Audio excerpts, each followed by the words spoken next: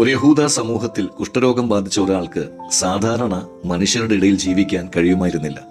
അവൻ പാളയത്തിന്റെ പുറത്ത് ജീവിക്കണം. അവൻ വീട്ടിൽ നിന്ന് പുറത്താണ്, സമൂഹത്തിൽ നിന്ന് പുറത്താണ്. അവന്റെ രോഗം അവന്റെ ശരീരത്തെ മാത്രം അല്ല ബാധിച്ചത്, അതവന്റെ ബന്ധങ്ങളെ തകർത്തു.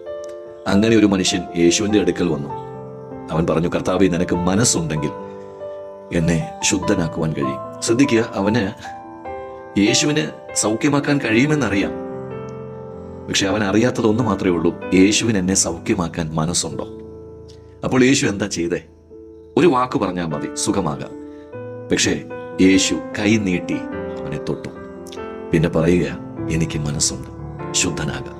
ഇതാണ് അത്ഭുതത്തിന്റെ ആഴം.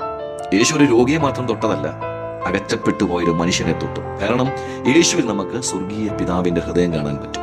സ്വർഗീയ പിതാവ് മനുഷ്യനെ അകലെ നിർത്തുന്ന ദൈവമല്ല, യേശു ക്രിസ്തുവിൽ ദൈവം തന്നെ നമ്മുടെ അടുത്തേക്ക് വന്നിരിക്കുന്നു. അതിനാൽ ഇന്ന് നിങ്ങളുടെ അവസ്ഥ നോക്കി ദൈവം എന്നെ അകറ്റിയിരിക്കുകയാണ് എന്ന് കരുതരുത്. കുഷ്ഠരോഗിയോട് യേശു പറഞ്ഞ വാക്ക് ഇന്നും സുവിശേഷത്തിന്റെ ഹൃദയത്തിൽ മുഴങ്ങുന്നു. എനിക്ക് മനസ്സുണ്ട് നിന്നെ സ്വീകരിക്കാൻ, നിന്നെ വീണ്ടെടുക്കാൻ, നിന്നെ തൻ്റെ ജീവിതത്തിൽ പങ്കാളിയാക്കാൻ. അതാണ് സ്വർഗീയ പിതാവിന്റെ ഹൃദയം.